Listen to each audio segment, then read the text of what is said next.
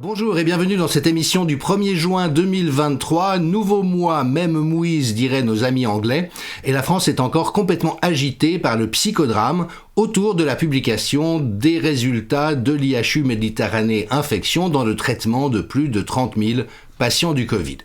Et j'ai expliqué hier comment Didier Raoult, j'ai mis du temps à le comprendre, mais avait réalisé un magistral chaos contre les forces adverses en mettant en ligne sur des serveurs sécurisés l'ensemble des données attestées par huissier de justice de l'IHU Méditerranée Infection. Et dans une perspective évidemment de temps long. Nous nous souviendrons tous que depuis le début, Didier Raoult a dit notamment aux journalistes et aux politiques « Je ne travaille pas dans votre temporalité, les journalistes c'est de jour en jour, il faut trouver des scoops, des scandales et des affaires qui font le buzz. Les ministres restent en poste 2 ou 3 ans au plus et donc ont une durée de vie relativement limitée. Et évidemment que le temps de la science, le temps de la connaissance, le temps de l'intelligence est un temps long et on sait notamment que toutes les idées nouvelles en science sont d'abord combattues par les milieux forcément conservateurs qui ont accédé au pouvoir et que ça n'est que dans la durée que les choses se décantent. Et donc ce chaos, il n'est pas obtenu dans le court terme, je l'aimerais, mais ça n'est pas le cas, mais bien dans le long terme.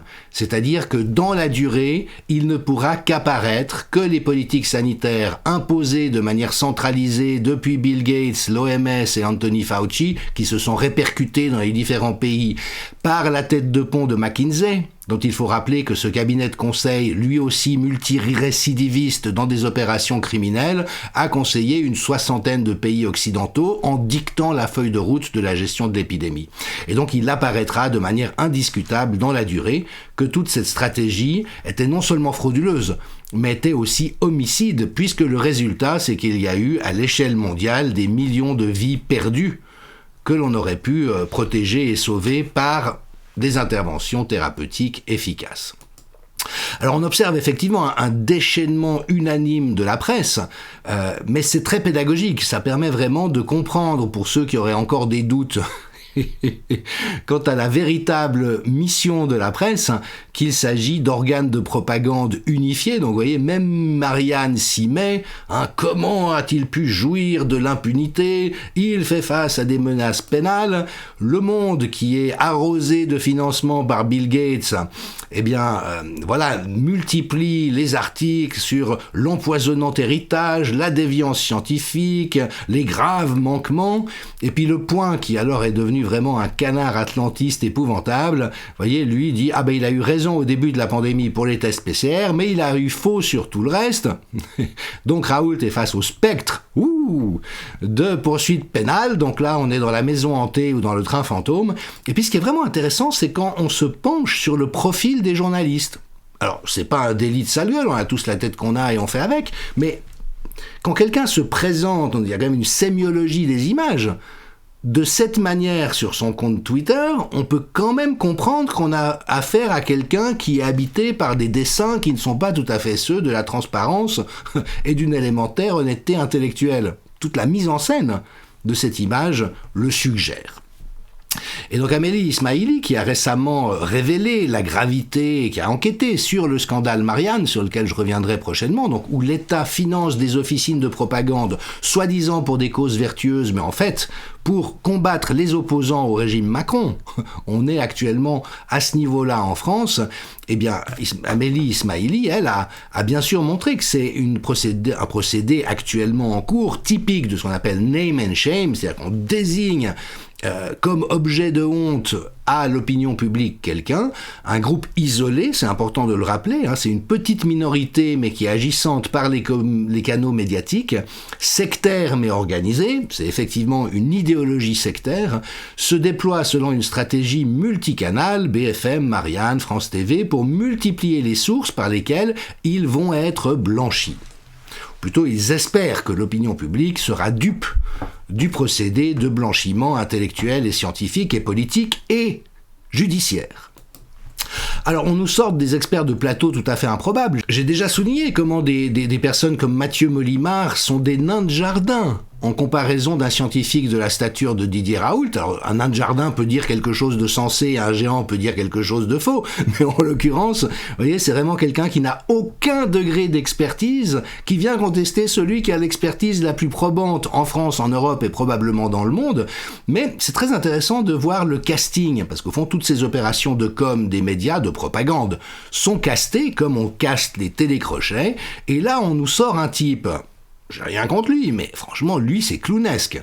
C'est un professeur de biologie dans un lycée. Et lui vient expliquer que, Raoult ne sait pas faire de la recherche, mais c'est juste à mourir de rire. Mais évidemment que c'est tellement ridicule que ce ridicule-là ne peut qu'être pensé dans le plan de communication mis en œuvre. Enfin, sinon, des experts corrompus d'envergure, il y en a quand même suffisamment pour aller en chercher. Axel Kahn en a été un très bon exemple, qui effectivement s'est montré odieux tout au long de la crise sanitaire. Et lui, on voit bien les intérêts qui servaient, mais quand on nous sort quelqu'un comme ce monsieur, qui doit écouter du hard rock tranquillement chez lui et grand bien lui fasse, mais quand on le convoque sur un plateau pour prétendre qu'il a un degré d'expertise comparable à celui de Raoult ou de Péronne, évidemment que c'est juste à mourir de rire.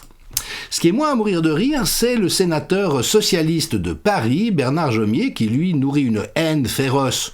Est-elle intéressée ou non, ça serait à la justice de le dire, mais qui vient au Sénat expliquer qu'un protocole thérapeutique mis en œuvre avec l'accord de l'Ordre des médecins qui avait été consulté, dans les règles de l'art nous y viendrons, était en fait une violation inédite et grave de la loi. Et donc ce médecin, soi-disant, veut faire condamner les médecins qui ont fait leur métier en soignant les malades. Et là, de nouveau, il faut qu'on mesure la gravité, c'est-à-dire le poids de cette inversion, où tout d'un coup on nous explique qu'en fait le haut est en bas et le bas est en haut. Et ça va très loin, puisque même le ministre de la Santé, je mets beaucoup de guillemets, François Braun, a lui aussi considéré qu'il était inadmissible pour des médecins de soigner des malades, arrêt sur image, et que la justice doit condamner ces médecins, et que le gouvernement condamne. Et que c'est de la provocation de publier des résultats de recherche validés par un huissier de justice qui sont une contribution à la science. Après qu'on conteste les résultats de l'IHU, moi j'ai aucun problème avec ça, il faut tout contester. Mais ce type est en train de nous dire, c'est une provocation de publier des données qui peuvent éclairer le monde scientifique sur la réalité d'une chose. Et il va plus loin, puisqu'il menace de sanctions les signataires de l'étude. Mais vraiment, il faut comprendre la bouffée délirante dans laquelle nous sommes. Et ce d'autant plus, Didier Raoult l'avait dit face à Bruce Toussaint, que ce n'est pas un essai thérapeutique. Non, un essai thérapeutique, c'est autre chose. On part d'une hypothèse, on crée un protocole de recherche, on le fait approuver par une commission d'éthique, on trouve des financements, et avec l'accord des sujets qui vont participer à l'étude, on le met en œuvre. Mais ça, c'est pas du tout ça. C'est qu'il y a eu des procédés thérapeutiques qui étaient parfaitement légaux, avec une utilisation hors AMM très courante d'un remède parfaitement connu pour son innocuité aux bonnes doses, et puis après on fait une étude observationnelle, c'est-à-dire qu'on regarde ce qui s'est passé. Et ça, c'est le b.a.-ba de la recherche dans le domaine de l'infectiologie. Alors, pour ceux qui auraient besoin de s'en convaincre, je passe un court extrait de Christian Péronne au micro de Xavier Azalbert sur France Soir, qui commente la réalité de ces questions méthodologiques et scientifiques et éthiques. Et il faut rappeler aussi, parce que quand on a dit que Didier Raoult avait fait une étude frauduleuse, il faut rappeler que d'abord que la prescription d'hydroxychloroquine, même par Olivier Véran, n'a jamais, je dis bien jamais, été interdite à l'hôpital, jamais. C'était interdit pendant quelques semaines pour les généralistes. D'ailleurs, l'interdiction a été levée très tôt en juillet 2020 pour les généralistes. Donc aujourd'hui, n'importe quel généraliste a le droit de prescrire l'hydroxychloroquine. Donc c'est dans le cadre légal. Ensuite, l'étude qu'a fait Didier Raoult a été déclarée un comité d'éthique.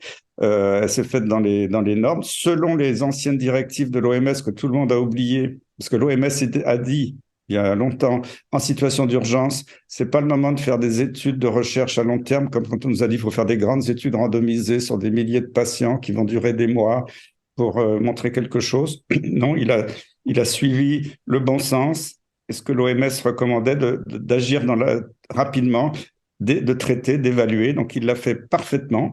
Et ça, je tire mon chapeau à l'équipe de Didier Raoult, à tous les médecins de l'IHU qui ont été fantastiques, qui ont quand même soigné des milliers malades avec un taux de mortalité extrêmement faible. Le seul endroit en France où il y avait le même taux de mortalité très faible, comme par hasard, c'était à Garches. Bon.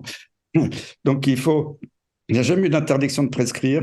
L'étude a été faite correctement. C'est pas parce que c'était pas randomisé en double aveugle que ça n'avait aucune valeur. Il faut arrêter cette randomisation stupide. Quand un traitement marche avec un taux de succès absolument énorme comme l'hydroxychloroquine, à condition qu'on la donne très tôt, il n'y a pas besoin de groupe placebo. Ça, c'est un fantasme. Plus, pour rajouter une couche en disant que cette étude a été faite dans les règles, moi, je me souviens quand Raoult a commencé à parler de ces résultats, donc c'était en 2020, pendant la première vague, pendant le confinement. Même des médecins d'assistance publique à Paris disaient « Oh non, mais Raoult, c'est une étude frauduleuse, il a caché les morts sous le tapis, tous les dossiers sont pas clairs. » Alors, il faut savoir, c'est même Didier Raoult me l'a confirmé il y a quelques semaines, que pendant plus d'un an, il y a des huissiers qui ont vérifié un par un, c'était un travail de Romain, ils ont vérifié un par un tous les dossiers des patients suivis et traités à l'IHU de Marseille. Et les huissiers ont dit, tout va bien, tout est dans les règles, aucun dossier n'a été dissimulé. Donc, vous voyez, on avait fabriqué un mensonge déjà il y a plusieurs années pour dire qu'il avait trafiqué ces données, et là, il continue, mais sans avoir aucun argument. Aucun argument. Voilà, donc on comprend bien l'enjeu. Nous sommes face à un mensonge d'État, fait de fraude, fait de dissimulation, fait d'intimidation, fait de menaces, fait de contraintes.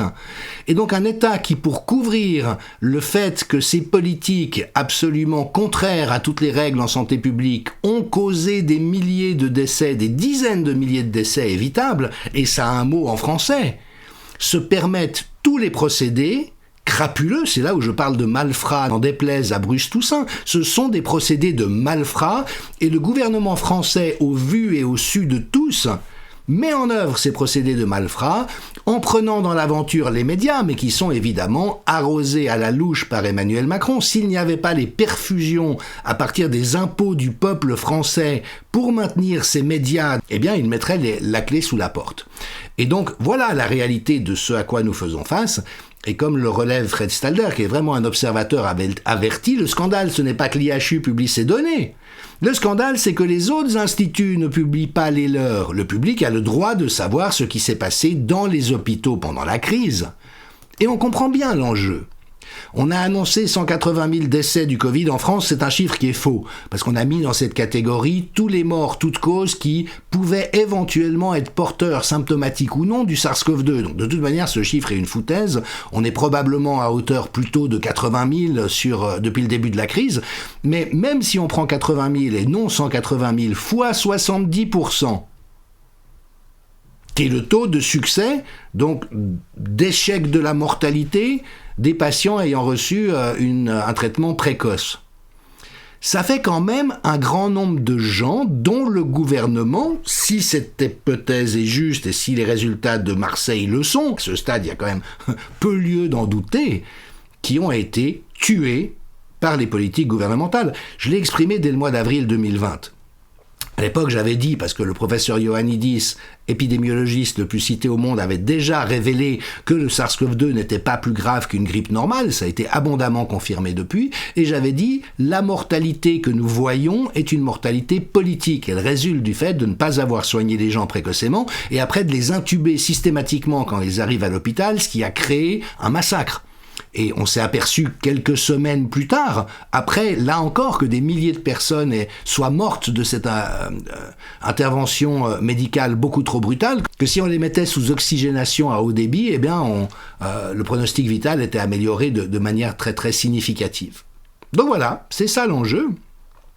Avec de surcroît, bien sûr que le prétexte pour pouvoir imposer, de gré ou de force, une injection génique expérimentale, une expérimentation médicale contraire aux conventions internationales, mais la condition pour pouvoir mettre sur le marché de manière rapide ce produit hasardeux était qu'il n'y ait pas de traitement précoce. Et évidemment que c'est ça toute la question.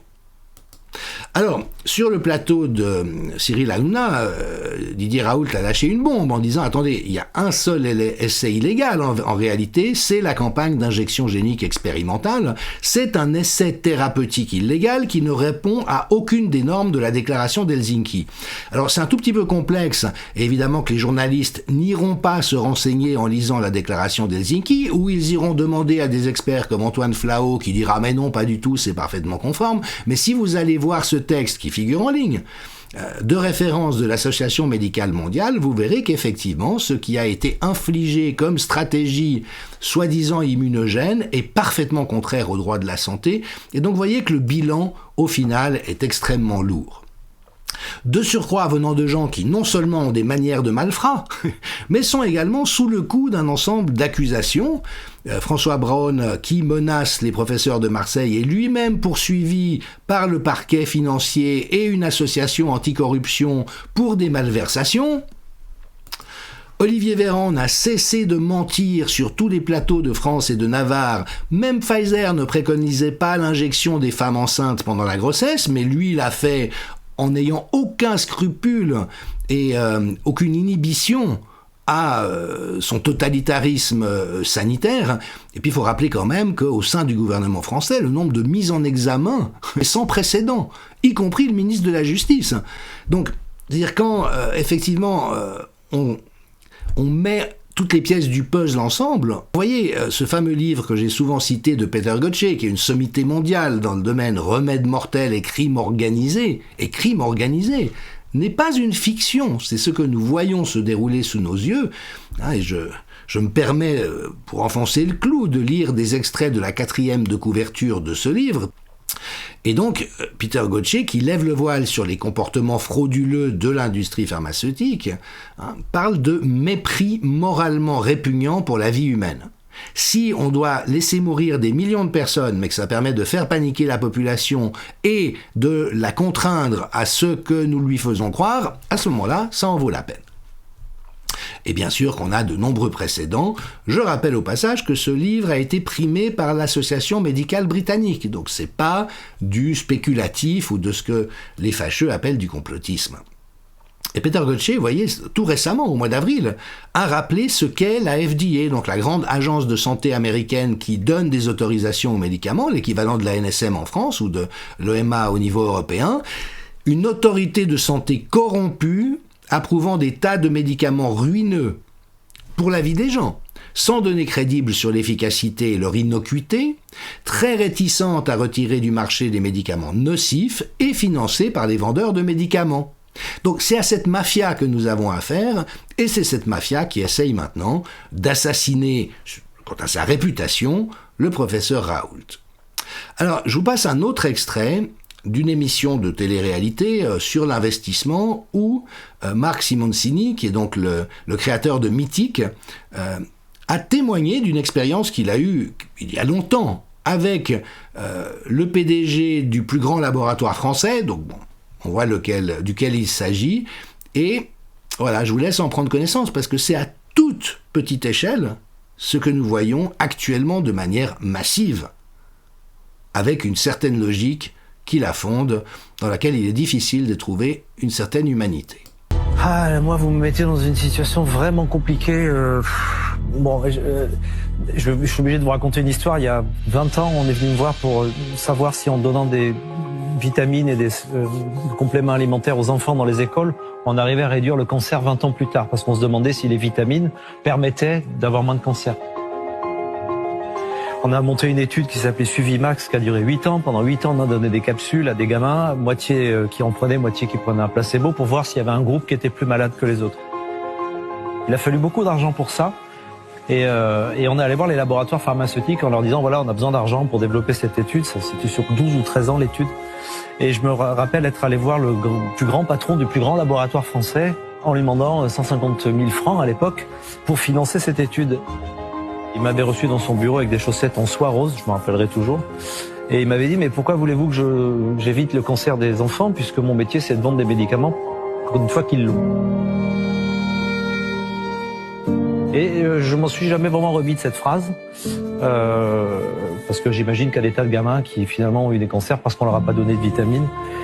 Et donc je me dis qu'à s'attaquer à cette industrie-là, et je rebondis sur ce que vous venez de dire en disant faut pas s'associer avec des labos pharmaceutiques aujourd'hui. Voilà donc...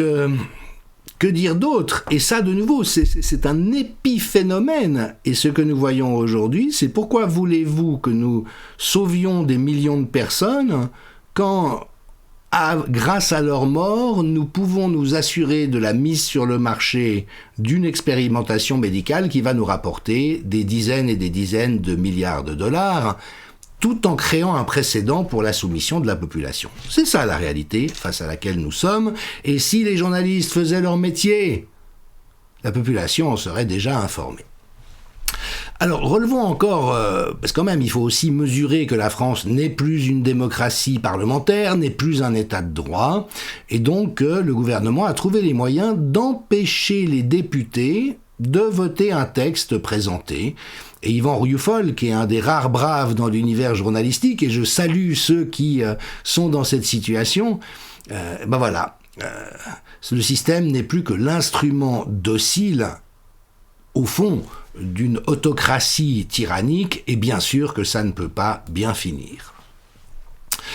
Le professeur agrégé d'histoire Éric Anseau, qui est maître de conférence en Sorbonne, lui dit « Est-ce que chacun mesure que la constitution de la Ve République vient d'être violée par ceux qui sont censés la protéger, le gouvernement et la majorité, avec la complicité des républicains ?» Et on sait que le Conseil constitutionnel, mais qui est composé pour moitié de repris de justice et pour moitié de courtisans nommés par le pouvoir, cautionne toutes les dérives constitutionnelles. Donc dans les faits, nous ne sommes plus en démocratie, en état de droit, et bien sûr que c'est la porte ouverte à toutes les dérives. Éric Anseau continue en disant « Mais la seule et vraie question que doit se poser un démocrate aujourd'hui est la suivante.